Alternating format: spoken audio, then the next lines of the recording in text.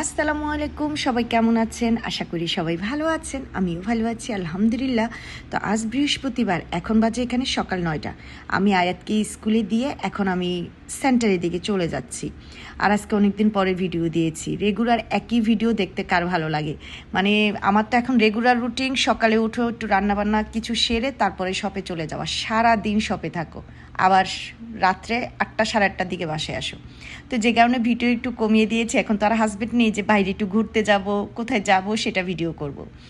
তো আশা করি আজকে আমার পুরো ভিডিওটা দেখবে। তো আমি বাস স্টপে এসে দাঁড়াইলাম। 9 নম্বর বাসটা একেবারে আমার সামনে দিয়ে চলে গেল। বাসেরও শপেরও, আজকে আয়াতের স্কুলেও শপেরও, আয়াতের স্কুল যে সময় মতো খোলার দরকার সে সময় মতো খোলেনি। ওরা 10-15 মিনিট রেট করে তারপর ওদের ভিতরে নিল। পরে আবার শুনলাম যে গার্ডিয়ানদের ফোন করে ওরা বাচ্চা দিয়ে দিতে পারে।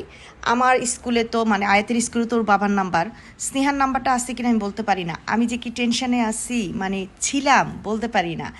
পরে হাসিনা ভাবিরে বলছি যদি তোমার বাচ্চা এরকম ফোন করে দেওয়ার জন্য তখন আমাকে সাথে সাথে ফোন করবা। তো এই যে, আর বাসেরও আজকে কয়েকদিন ধরে এরকম ধর্মঘট চলতেছে, সময় মতো কোনো বাস পাইতেছি না। আমি 3 নম্বর বাসে এই যে এতটুকু পর্যন্ত আসছি, সামনে তো আর যাবো না, ওটা তো আর সেন্টারে যাবে না। এখন এই যে 2-এর বাস ধরবো, এখানেও সব লেখালুখা বন্ধ। 2-এর বাস দেখি কখন আসে। ডাইরেক্ট বাস যখন না পাই সেন্টারে যাওয়ার মতো তখন এভাবে ভেঙে ভেঙে যেতে হয়। 16তে আসছি, 16 দিয়ে তারপর 3 দিয়ে আবার এখানে। এখন 2 নম্বর বাস ধরে একেবারে সেন্টারের সামনে। আর এভাবে বাস আজকে একটু লেট করে আসতেছে, সময় মতো না এসে, যেমন 15-20 মিনিট একটু দেরি করে আসে ঠিকই বাস, কিন্তু একটু লেট করে আসে। ফাইনালি বাস আসলো 2 নম্বর। এই যে আর একটু বসতে পারছি আজকে বাসে, কারণ সকালবেলা না বাসে বসা যায় না, এত ভিড় থাকে। এখন একেবারে সেন্টারের সামনে চলে যাব। নাস্তা নিয়ে আসছি, একটা বিরস আর এই যে ক্যাপুচিনো, পানি খাই। গত 2 দিন ধরে এত বৃষ্টি হয়, মানে ওয়েদারটা একেবারে মানে হঠাৎ বৃষ্টি হয়, আবার বৃষ্টি থেমে যায়, আবার বৃষ্টি হয়, মানে এই টাইপের ওয়েদারটা হয়েছে।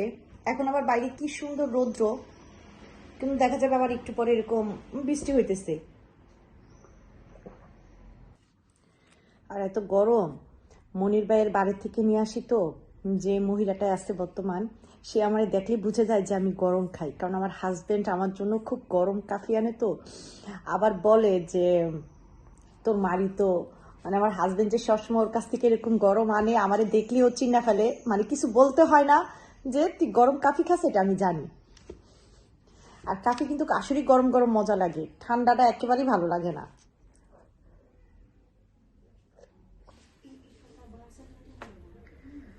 আমার এখানে এখন বাজে দুপুর 2টা। কিরে কি এর লগে বাড়ি খেয়ে পড়তে রইছিলাম। স্নেহা আসছিল মাঝখানে, স্নেহা আবার এসে একটু মার সাথে খাওয়া দাওয়া করলো। মা একটু খাবার নিয়ে আসছিলাম, খাইলো, এখন চলে গেছে। একবারে আয়াতকে নিয়ে বাসায় চলে যাবে। বলছি বাসায় যাও, রেস্ট নাও, পরে না আমি একবারে আয়াতকে স্কুলের সামনে চলে যাই। তো এই যে আমি তো বসে আছি, বাইরে রোদ্র উঠছে, অনেক রোদ্র উঠছে। 5টা বাজে, সরি 6টা বাজে, ওই যে ঘন্টা দিচ্ছে 6টা বাজছে। আরো 1-1.5 ঘন্টার পরে যাব, 7:30টার দিকে আস্তে ধীরে বন্ধ করে চলে যাব।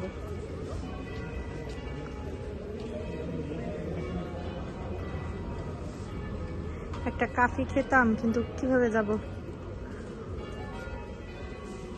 দেখি যাই একটা কফি নিয়ে আসি। এত মাথা ব্যথা করতেছে এখন। মনির ভাইয়ের বার বন্ধ, পাশে একটা চায়না বার আছে, ওইখান থেকেই জানলাম।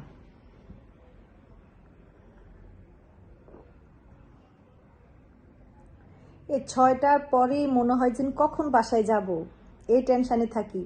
আমি 7টা, 7:15টার ভিতরে না বন্ধ করে দিই। প্রথম 8টা পর্যন্ত ছিলাম, কিন্তু এখন আর ভাল লাগে না। এখন আজকে বলছি না, আজকে 7:30টার দিকে সবকিছু গুছিয়ে তারপর বন্ধ করে যাব। তো এদিকে আমার এখানে এখন কিন্তু 8:15টার মতো বাজে। আমার বের হইতে দেরি হয়েছে, কারণ মাঝখানে আবার দুই ভাবি আসছিল, তাদের সাথে বসে কথা বললাম অনেকক্ষণ, যেই কারণে আর বের হইতে পারি নাই। চিন্তা তো করছিলাম 7:30 পরপরই বের হয়ে যাব। তো এই তো এখন 8:15 বাজে, এখন সব বন্ধ করে বাসায় চলে যাচ্ছি। বাসায় গিয়ে আজকে চিন্তা ভাবনা আছে যে ভাত খাবো। দুপুরের আমি রুটি খেয়েছি, তো চিন্তা আছে আজকে বাসায় গিয়ে ভাত খাবো। আমি তো বাসায় চলে আসছি, আসে একটু ফ্রেশ হইলাম, হাত মুখ ধুইলাম, এখন কটা ভাত খাবো। আজকে আমি সারাদিনে ভাত খাই না, রুটি নিয়ে গেছিলাম যে দুপুরে রুটি খাই। এখন চিন্তা করলাম না, কটা ভাত খাই।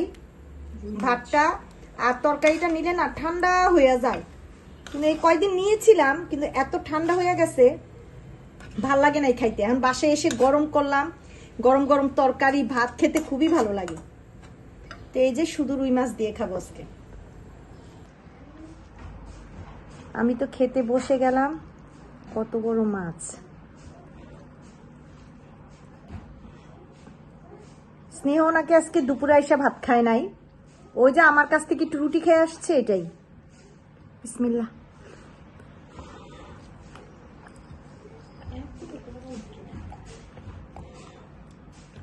গরম গরমই তো মজা তরকারি। আমার মেয়েও গরম পছন্দ করে না, মেয়ের বাবাও গরম পছন্দ করে না, কিন্তু আমার কাছে ভালো লাগে গরম গরম তরকারি, যে কারণে এখন আর শপে নেই না। 2-1 দিন নিছিলাম, দেখি ভাত ঠান্ডা হয়ে গেছে, তরকারি ঠান্ডা হয়ে গেছে।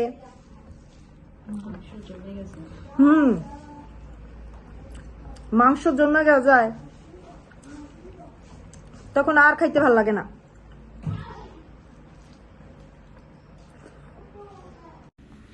তো এইদিকে তো এই যে একেবারে কাজকর্ম গুছিয়ে ফ্রেশ হয়ে এখন খাটে এসে বসলাম। সারা দিনে একটু, আর কালকে যা রান্না করব সেটাও গুছিয়ে রেখে দিয়েছি। আমি একেবারে পেঁয়াজটা পর্যন্ত কেটে রেখে দিয়েছি, সকালে ঘুম থেকে ওঠার পরে যেন পেঁয়াজ ধরতে না হয় হাত দিয়ে। তো এই যে নিজে একেবারে ফ্রেশ হয়ে বিছানায় আসলাম। আর আজকে এসে দেখতেছি যে রিকু একটু দুধ নেই, যে চা খাবো, তো চিন্তা করলাম আজকে আমার চা খাওয়া শেষ।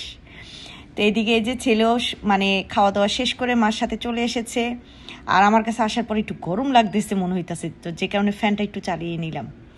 তো আজকে তো সারাদিনে আমার একটা রেগুলার ব্লগ আপনাদের সাথে শেয়ার করেছি। যদি ভালো লাগে তাহলে অবশ্যই লাইক আর কমেন্ট করে জানাবেন, আর সবাই আমার পরিবারের জন্য দোয়া করবেন। আজ এই পর্যন্তই, আল্লাহ হাফিজ।